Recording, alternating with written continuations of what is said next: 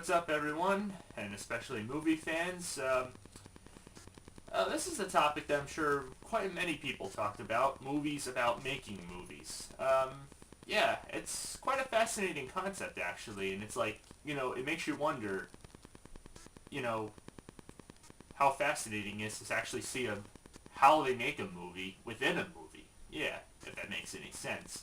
So, and that's what this top 5 list is for. Yeah, top 5 best movies, in my opinion. This is just my opinion, people, about making movies. So, obviously, the rules apply. It has to, show behind the scenes. That's what it's basically like. It's like watching behind the scenes within a movie. And it's a pretty fascinating concept, and it's been done to death before. But this list is my opinion, people. Top 5, and a few honorable mentions here. So, let's get to it. Number 5, Hugo. Okay, this is obviously directed by, as you know, Martin Scorsese, who's famous for usually mafia films that drop about God only knows how many F-bombs, like Goodfellas, The Departed, Casino, and so forth. This one is, in my recollection, one of the first PG-rated movies that he actually directed, yeah. And not to mention, he also took the chance of putting it in 3D. Now, first of all, I'll say the visual effects in 3D especially were really nice. Many people call this film overrated. I will admit on some terms it is slow at some parts, and you really have to have an interest for this kind of concept. And okay, spoiler alert on most of these choices, because obviously it's very tough to really explain anything without spoiling any major plot points in this film. But yeah, it does actually get really involved in the how to make movies process, and this actually tells the origin story of how movies first began very well. I will admit, like I just mentioned, it is a bit dribbly with the pacing and the characters. You gotta really find likable, and obviously it's about a boy who's orphaned and he lives in the train station in Paris during, I forget what period, it was like during I think almost 100 years ago.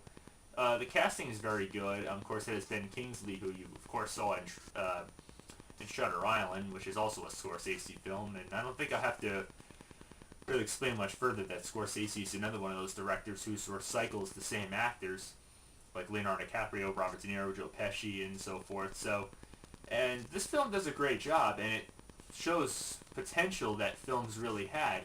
And Ben Kingsley's character was obviously a former filmmaker, and he did a great job, and he realized, and he thought that films were just a dying phase, but turns out the kid had a fascination for them, and he stumbles upon his past, which he almost completely gave up on, and it tells the history of filmmaking so well, like I just said before. And of course there's other people that found it fascinating, and it does it so well in many cases. So, if you can get interested in this movie, it's really interesting. I mean, with the history behind filmmaking and everything. And if you don't like it, I respect that. I mean, there's many people, like I said, that found this film a little bit overrated, but that's why I put it low on the list. But the history behind the filmmaking was really the fascinating part of this film. If you really find it interesting, it does it very well.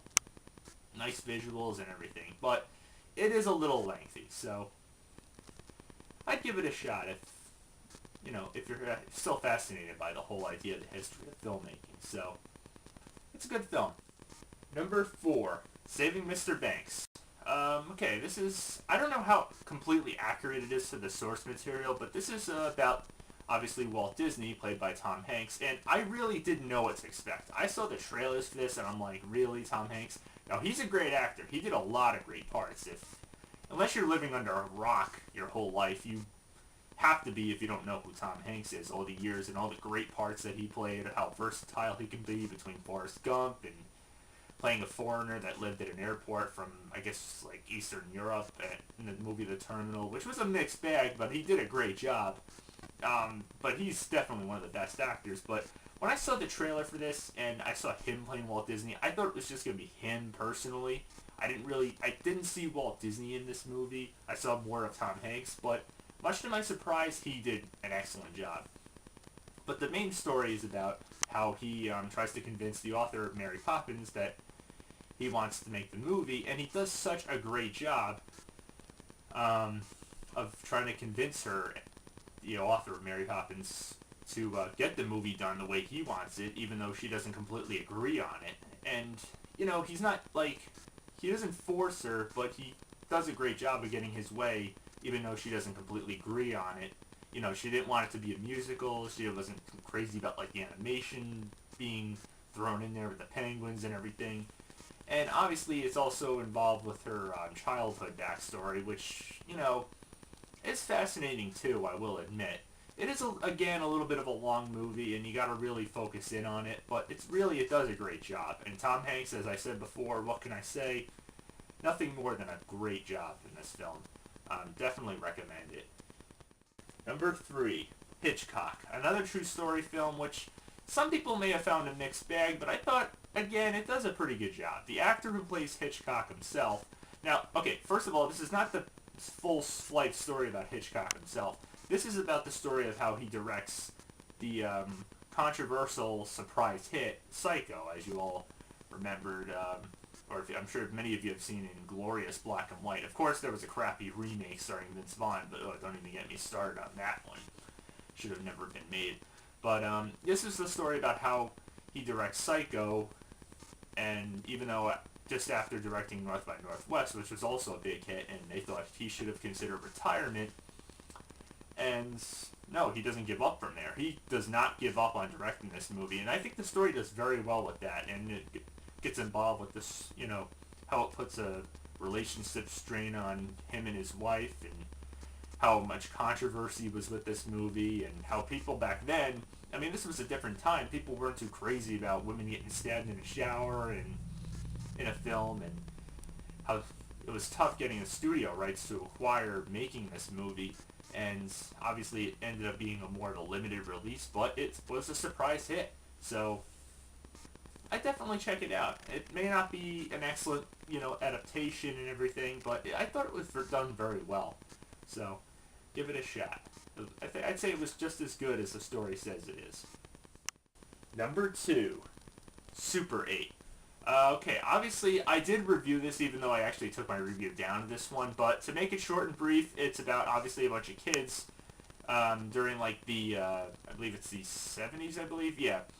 And they're trying to make a zombie movie, and I think that what really makes this movie great is the nostalgic value. It's obviously a mixture of trademarks, directed by J.J. Abrams, who we know did Star Trek and is going to do the new Star Wars movies, and it's obviously produced by Spielberg, so it's no surprise that a lot of the trademarks are mixed in there of Spielberg films that he directed and produced. Like, the characters are kind of like your Goonie type characters. Atmosphere is sort of like an E.T. Type film, if you ever watch films from like the 80s or something. It does have a little Cloverfield kind of thrown in there, you know, being that there's kind of like a monster in that movie. You don't really see him, and it's got that typical gimmick type to it. That, you know, you gotta see the movie in order to see what the alien monster looks like. And the main story is the kids go to film a movie at a train station, and coincidentally the train gets run off the track by a biology teacher, and he knew all about what was in the containment car, which was obviously an alien.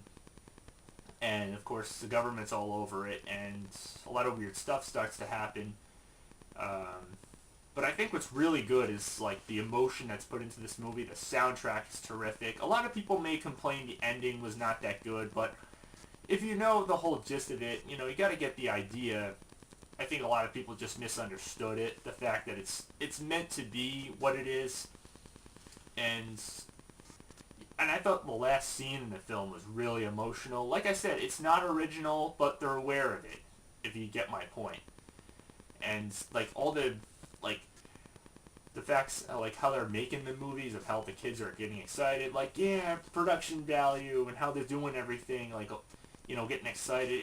It really does make you feel like a kid again watching this type of movie. And being that I grew up during like, well, the late 80s and 90s, but I've watched a lot of old films from when I was a kid. It brings back good memories, and it has good nostalgia feel to it.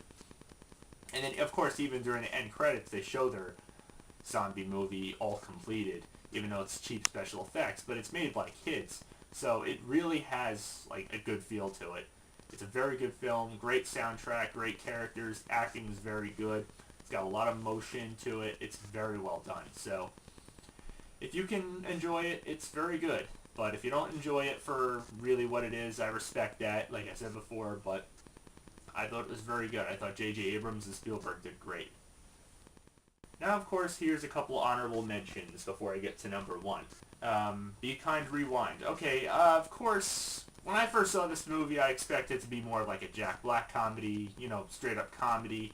And I knew it was about him and a couple other actors, in a local video store. This was during the time when DVDs were big, and obviously VHS tapes were outdated, and of course he ends up obliterating the inventory with radiation or radioactivity or whatever, becoming magnetized, and they end up making their own movies, which actually seemed fun. It was funny at that time, and then of course the last half of it I didn't really show much interest in, even though people said, oh, it has a lot of heart to it, and, it does good. But I do like the creativity of how they make their own versions of movies that are already done, even though they get, the FBI after them at one point to destroy the tapes because of copyright violation. But it was really funny to see them all do all this stuff, even though it was like cheap, low budget, and shorter than the original films. But it was still pretty funny, though. Those are the best parts of the movie right there, in my opinion. Only watch it for that.